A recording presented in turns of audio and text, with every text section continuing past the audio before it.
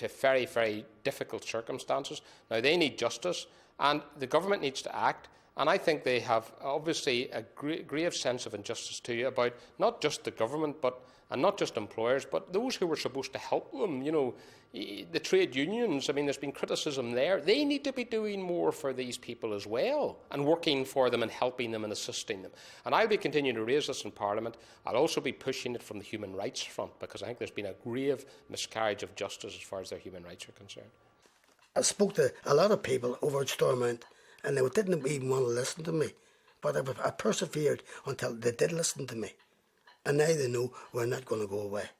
Because this stuff was well documented right through the 20s, 30s, 40s, 50s, right up the 80s. And everybody who had anything to do with asbestos knew about it. And if they didn't know, they didn't want to know. And that goes for our union, mostly our union. Our union, we had 1,100 dockers down there, and our union knew the dangers of this stuff, yet sent their men to their deaths. Now, there's a pile of dockers now at the minute hasn't got it, but that's not to say they won't have it. There's hundreds of dockers have died with chest problems, lung problems, but no one ever told them they would go and have a CT scan taken about asbestos. And you better believe it, they all died from asbestos.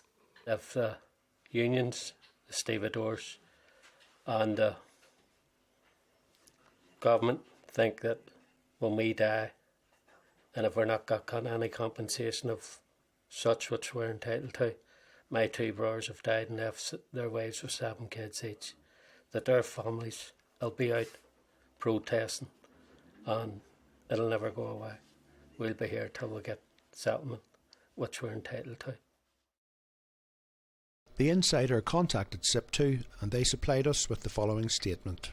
SIP2 is very sympathetic to the situation that Mr Arthur Rafferty finds himself in, having contracted asbestosis, a severely debilitating disease, during the time he worked for George Hayne and Sons. At Mr Rafferty's request, SIP2 General Secretary Joe O'Flynn travelled to Belfast on March 2nd, 2007 to meet him and listen to what he had to say. At that meeting, Mr O'Flynn confirmed to Mr Rafferty that the union is supportive of his campaign to seek justice and promised that SIP2 would give whatever assistance it could to bring about as positive an outcome as possible for him and his family.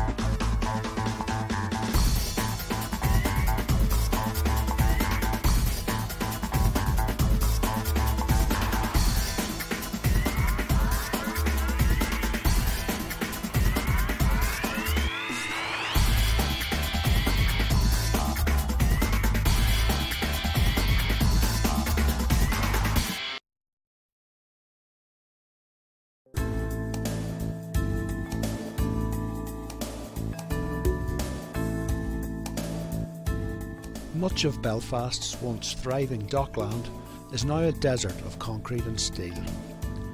Everything that the people and industries of Northern Ireland need still arrives by ship today. Back in the 1960s, however, a cargo was manhandled ashore which had a deadly legacy. Billy, you worked at the deep sea dock from 1959 to 1982. Tell us what a typical day there would have entailed for you. Well, I'd have went out in the morning with my brothers, picked another couple of fellas up on the way down the dock, and then when we get down there 20 to 8, you scouted about to listen who had the best jobs, and then when them bosses came out, you just rammed them again the wall for the get school, and he had checks in his hand. Then he just picked his own men there and then we went into the casualisation. We were all putting boxes in the pen like cattle, and then this one wee man came round and picked year to year boxes. You all got different depot numbers. So I started from the first box right down and went right round. If there was enough work, and if there wasn't enough work, then you had a depot book. He stamped it for you that morning, and if there was men needed for the afternoon, he'd have kept 40 or 20 men behind for to come back at 1 o'clock, and all the rest just got their book stamped and went on home. And basically your job was unloading any ship that came into the deep sea dock? Anything that was in the ship, once you got a check put in your hand, that was you away down and beat whatever was in the boat. What format was the asbestos transported in? In bags. And then when this- the bags came out, there was a lower hole in the boat, but it came up like a Cummins like that. Well, when we heaved, we put 12 or 14 bags in the heave. The winchman heaved it out, and then it hit the Cummins. And as soon as it hit the Cummins to go up out of the hatch, the bottom bag always ripped, and it was coming down round you like a stour. So this was sacks of just pure powdered asbestos, Powder, yes. which were getting ruptured as they were lifted out of the hull, and this cloud of asbestos was just coming Coming down all over down you. round us. And then as the asbestos was coming out, even the fellas next door, even if they weren't working with asbestos, see, the wind was blowing the stour down to them. It's What protective clothing had you? nothing. They never give you nothing. So you had no masks, no overalls. The only one wore a mask in the 50s, as I said before in the TV, is the Lone Ranger. That's the only one I knew had a mask. Well, the first time we unloaded, no one told us about any dangers of it. And we done that right through from 1950.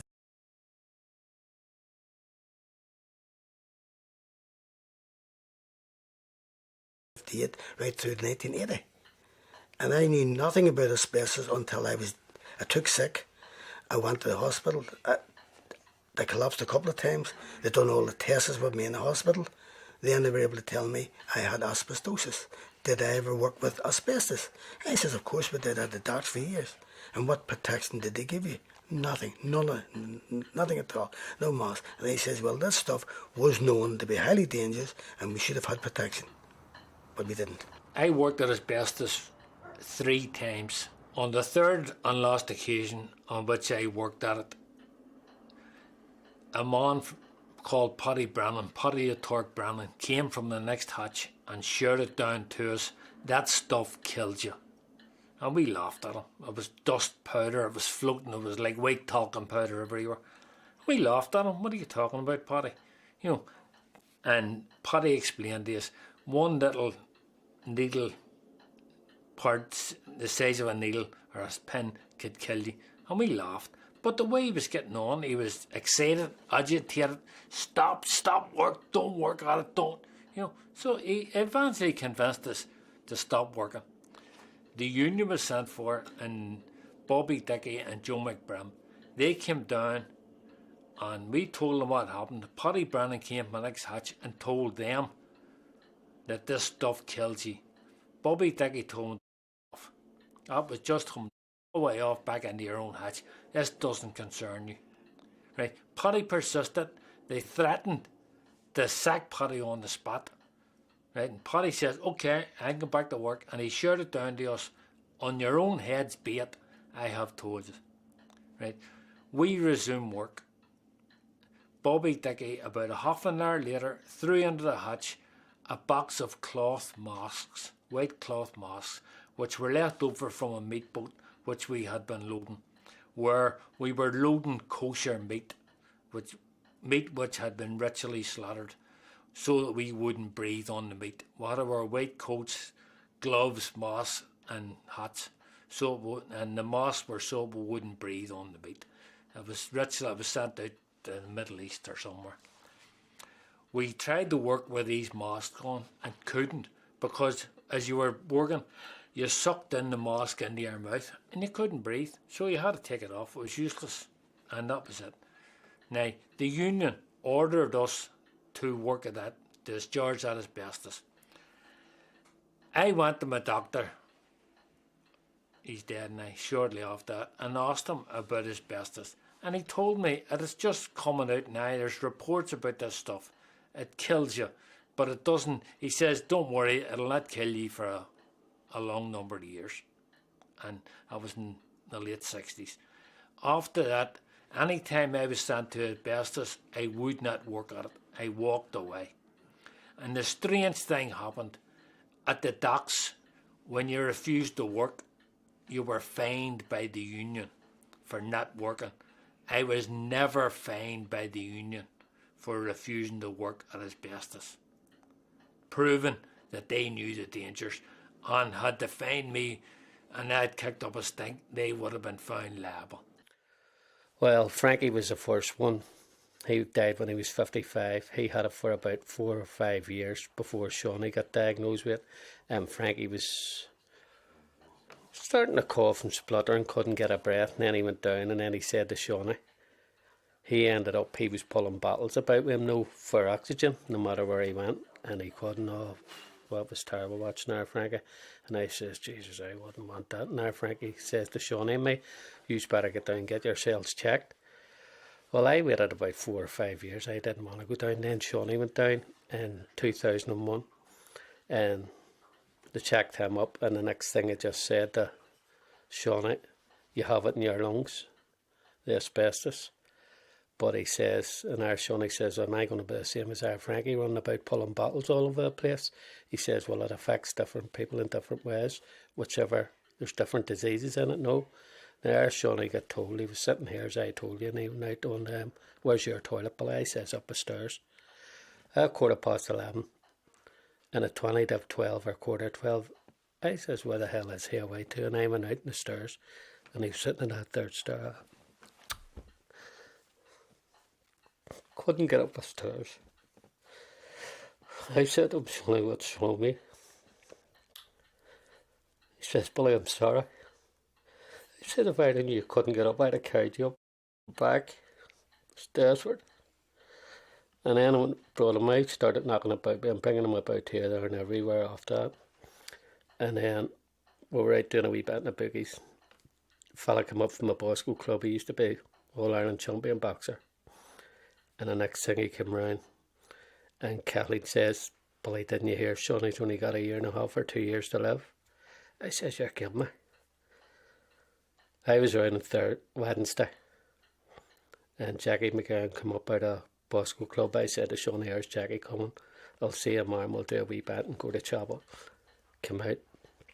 The phone rang at 10 to 12 that night.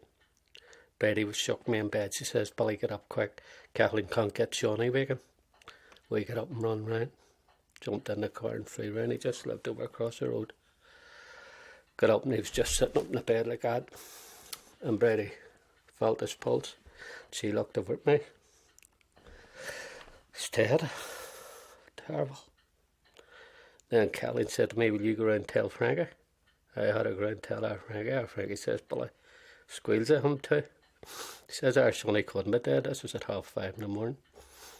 I says, Frankie's dead. I'm only out of the house. I've been round there from 12 o'clock and it's 5:30 now. He was squealing blue more. He says, your Sonny hasn't went through half the things that I went through. I said, I don't know where you had to go through them, Frankie. I said, Shawnee's dead anyways. And then 6 months after that, Frankie died. And then before that, I went up, me and Shawnee went down to see Frankie in the hospital. And while we were down, he says, I'm going you and get yourself checked. I didn't really want to, like. But I ended up getting checked and I have it in my lung too. I was only 15 years of age, you know, starting off. And I was sent in boats. I hadn't a clue what this stuff was. I was never told what it was. I just wanted to head and work, and it was our people that I worked with, older men than me, explained it to me. But we just kept on working on me because we had no other choice. We were told to go down the hole and do a job. And that was it. So were there other young men like yourself down there as Yeah, well? there was a few hours too, yeah. Billy, I mean, I had so round about the same age and order. So when did you first notice something was wrong health-wise? I was taking coughing fits all the time in the house. I thought I was just with the old smoking, you know. So I went over to the doctor and he sent me for an x-ray. Nothing. And then I was sent for a scan and that's when it was caught on. So it can't actually be picked up by x-ray then? It has to be an MRI scan? Yeah, I would think so, yeah. Because I had 2 or 3 x-rays and nothing showed. And I was sent for a scan and showed them. So how does the disease affect you on a day-to-day basis? Breathing problems, really, you know. Leaves you short of breath? Yes, and you're going upstairs and catches you, you know. So really it's affected your lung function quite badly? Oh yes, yeah, definitely. What sort of medication are you on for that? I'm just on puffers, different puffers and that there, and tablets. So really they're treating it the same way as they would treat asthma? Yes, more or less, yes. Are you worried about your future? Certainly am. You would be, you know. Because obviously you've seen a lot of your colleagues die. Exactly. What's it like living with that sort of time bomb ticking away inside you? You try not to think about it too much, but it's hard not to. You know what I mean? That's still in the back of your mind all the time, really. I'm at the GP. He's complained about my chest. He sent me to the hospital for an x-ray. Once time we got it all clear. I left at 95, same problem. Back to the doctor, hospital. All clear. 2001, I took pneumonia. A person never been in a hospital in his life or near doctors in his life. Pneumonia. And then they put me through a CT scan. And it says to me that the exact words was, my name is my name is Dr. McNamara, and Mr. President, it was best a scarring of the lungs. There's nothing we can do for only help you along the way. The consultant in his presence, the Dr. Susie Guy, she never seen it so far down in a person's lungs. When I was up at a wee TV thing in the hospital, and it showed you a doctor putting a needle into a dish, and it was asbestos in the dish, but we didn't know it, and he just held the needle up, but you would sew a button on with, and he said, now, how many fibres do you think is on the point of this needle? I says, well, it's about 30, like I have 30 or 60. 250,000 on the point of that needle, and it only takes one end to get into your lung to start its acrobat. It grows like a mushroom. Because basically the asbestos triggers types of cancer within the lungs. Is it that lies right? in your lung for 30 or 40 years. That Professor McMahon told me. And then it just starts swelling out like a mushroom and chokes you. You can't get a breath. June, your husband Bobby Brown set up Justice for Asbestos Victims in 2002, 2 years before he died from an asbestos-related illness. Tell us a wee bit about Bobby. What sort of a man was he? A gentleman. He was diagnosed with pleural plaques in 73, somewhere around about that. And then his health was quite good for a lot of years after that. But just knowing that he had that was very distressing for him and for me, you know. We were emigrating to Africa and we had to go and get medicals checked up. And he was told then by the specialist that he had pleural plaque, asbestos fibres in his lung. Well, it was devastating for Bobby, you know. He asked the doctor what way it would affect him and how long would he have, because it was a death sentence to Bobby at that stage. And the doctor said the strangest thing, how long does it take you going to Dublin? How long would it take? So obviously some people can drive faster than others. So that was his answer to Bobby. So over the rest of the years then, he was always aware of this. And then when he would have developed any symptoms, obviously that was more worry, you know. So even if he got an ordinary cold or a cough, he would have been thinking straight away, you know, it was something connected to that. Yeah. Obviously that's quite a load to have to bear over the years. Terrible. It's really awful, you know.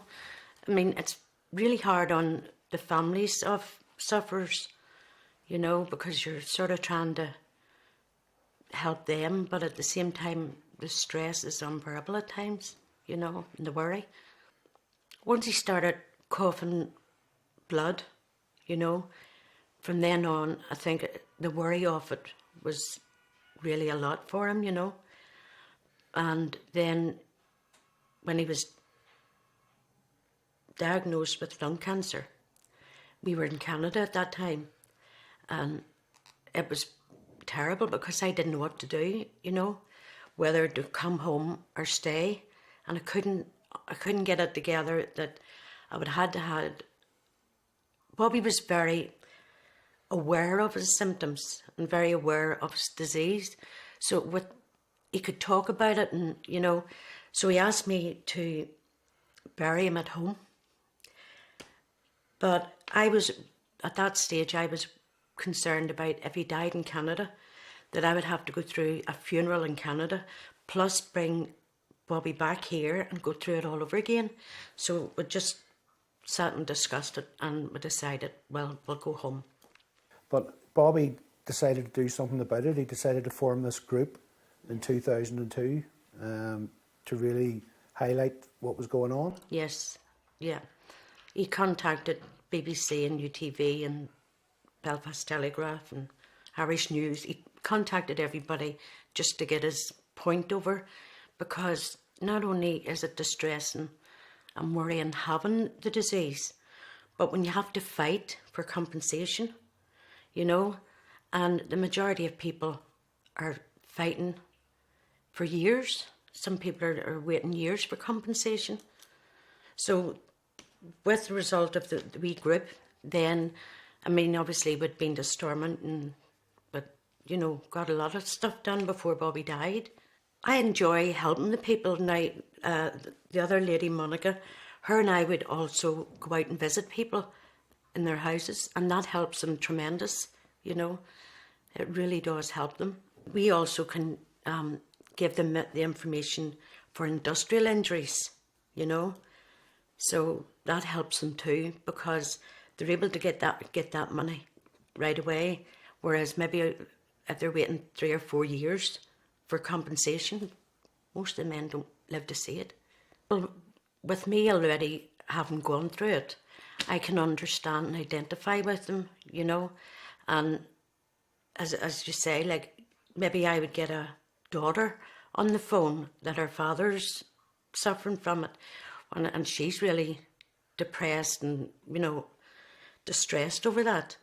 So, and then if their wives contact, you know, they just sort of relate how worrying it is, and, you know, how sad it is, you know, because there's some stages of the disease are worse than others, you know. Now, pleural plaque would be the earliest stage, but then it can develop, you know, into asbestosis or mesothelioma, you know, or lung cancer. The retired dockers and their families are locked in a titanic struggle for compensation. The legal process is slow, too slow for men who are living on borrowed time. The men blame their union, SIP2, formerly the ITGWU, for dragging their heels now and for failing to protect them on those deadly docks in the 50s and 60s. Our union is this place we're outside here, SIP2. They were told about the dangers of this asbestos as early as 1960, but yet they never told us. And we worked there through all them years, no goggles, no mask, no protection at all whatsoever. And when I approached them to ask them about that, they won't even speak to me. It took them 2 years before they spoke to me. And they had a cheek to say, after speaking to me, they knew nothing about it. I was speaking to a British minister, Marie Eagle, and she gave me it in writing that the employers and the unions were told as early as 1960 about the dangers of asbestos, and that they didn't know, they didn't want to know. That's what she told me. The people out here today, as you see, there's waves here. Their husbands have died there 3 years ago, and the other ones 4 years ago, and they have yet to get compensation of the government. And both of them, 2 men, left kids, 7 kids each. And our union has yet to even phone these people and they ask them, are they okay? Have they got a pint of milk on the table? They won't even talk to them. And it's only through me and these people here out on the streets that we're bringing it to the public eye. A protest last week here at the Human Rights Office. Monica McWilliams, the Commissioner, all along she said she would back us. And then when I told her I was going to bring the British government to court, the employers to court and the union to court, they went back on their word. I told Monica McWilliams I didn't need her help at all, one way or the other. I'm going to go to Strasbourg. I'm going to go over her head. But she's down there to do a job. The taxpayers are paying her for doing this work, and she's not doing a job. I'm having good reception on the phones day and night of union men phoning me saying they're backing me 100% and that they don't agree with what the unions are doing. Now, all the unions in Belfast here, I've been in touch with 6 of them. Not one of them have offered to help us. So it shows you they are every bit as guilty as SIP2. They're corrupt. And I have no problems with saying that. And if they want to take me to court, good. I'll get them to court, one way or the other.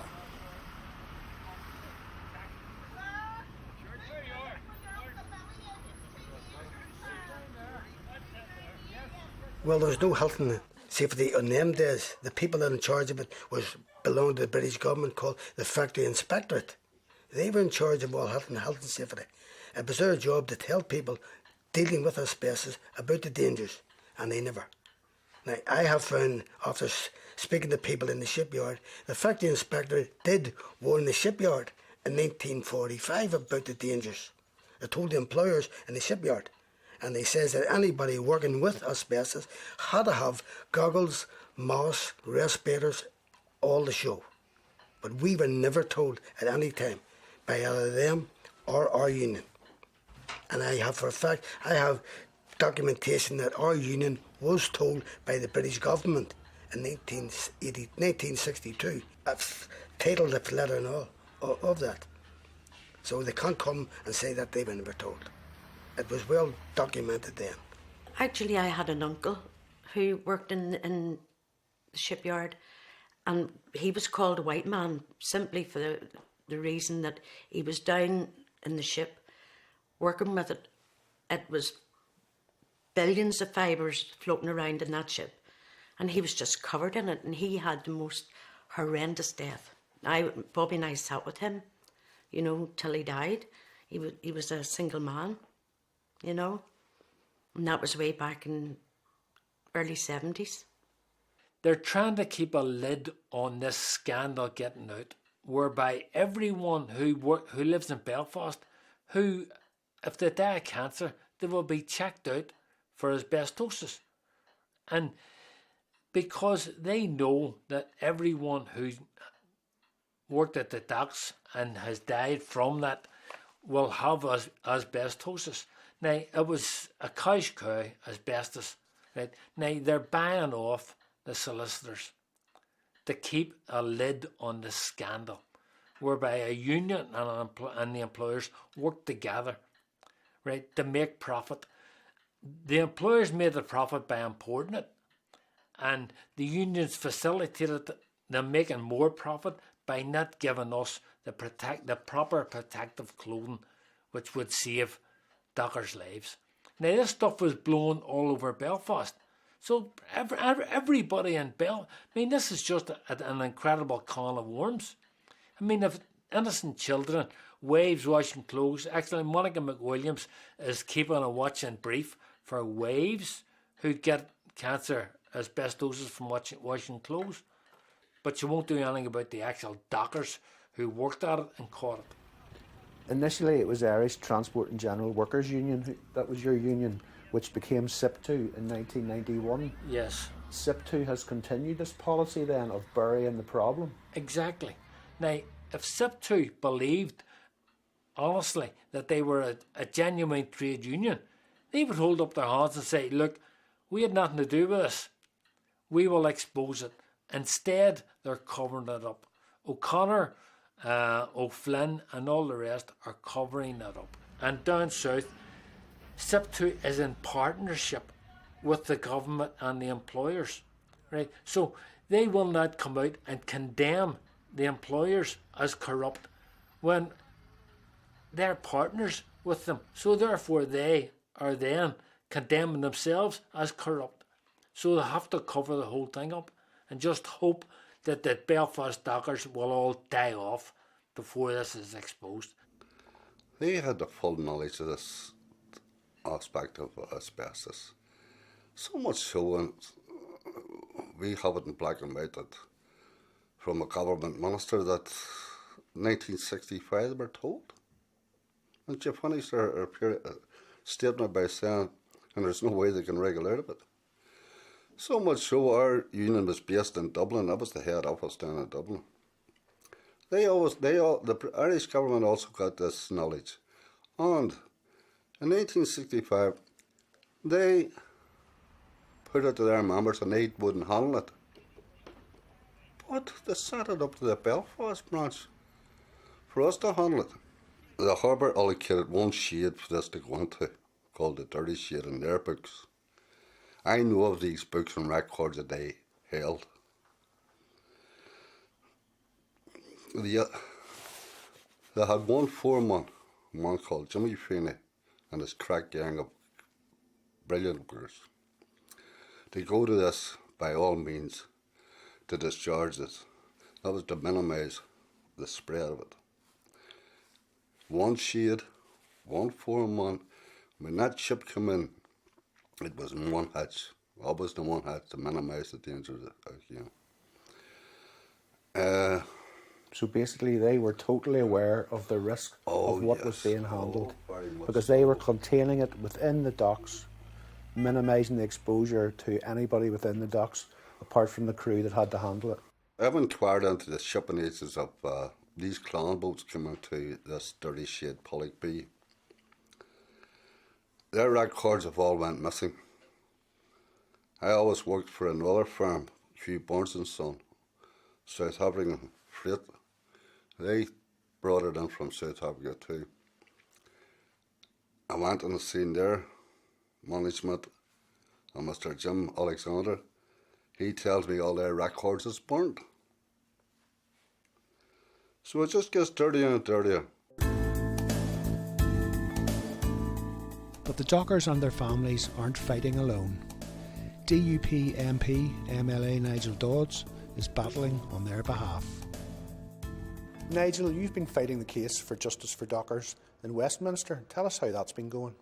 Well, having met Arthur Rafferty over many months and years, and very convinced of the justice that he deserves, and his colleagues as well, I raised this in the House of Commons in the German debate. I've been asking questions and pushing it with the government, because it's absolutely essential that these workers, who through no fault of their own have been left with a debilitating and fatal disease, should receive justice and compensation whilst they're still able, I was going to say to enjoy it, but enjoy is the wrong word, but at least make use of it, to compensate them in some small way for what they've suffered. And I think this is a question of justice, and I'm pushing the government to do what they can to speed up the process for justice and compensation for these workers. And of course, it's not only actual workers who are involved, because their wives, even washing their clothing, have contracted asbestosis and the associated diseases from it. So really we're talking about a pool of possibly thousands of people in Belfast that could be affected by this. So many people were affected by working with asbestos and asbestos-related products at a time when, quite frankly, there was some knowledge about that this was dangerous, and yet workers and their families, those who washed their clothes, overalls, etc., as they came home from work, were exposed to this. And I think it's absolutely essential. I've been pressing the Lord Chancellor in the Department of Constitutional Affairs on this very point, that wives, mothers, daughters who contracted asbestosis-related disease as a result of contact with workers' clothes, etc., should be compensated. At the moment, the law says that they can't be. I know personally of one lady who I knew through church circles who died as a result of having contracted asbestosis-related disease through washing her father's clothes. Now, to think that her family are not entitled to any compensation, I think it's outrageous. Because obviously time is a factor. Time is running out for these men and women who have been affected by this disease. Well, what we know is that time is literally running out. This isn't just a metaphorical thing, but these men's lives have been blighted, families' lives have been blighted, they've been left with very, very low quality of life in many cases. Fit men who were able to do a day's work and engage in all sorts of other activities have been reduced to